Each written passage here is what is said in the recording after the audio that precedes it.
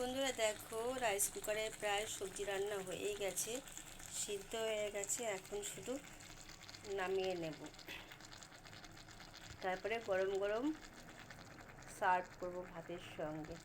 এখন আমি রাইস কুকারে ভাত রান্না করব। এরপরে এক এক করে সবগুলোই করব। দেখতেই পাচ্ছ ফুটছে, কি সুন্দর দেখো, আর কি সুন্দর দেখতে হয়েছে, দারুণ হয় খেতে। তোমরাও করে দেখবে, খুব ভালো হয়।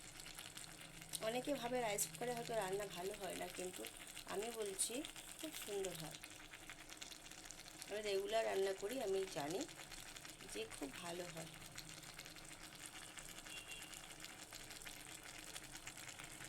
দেখো,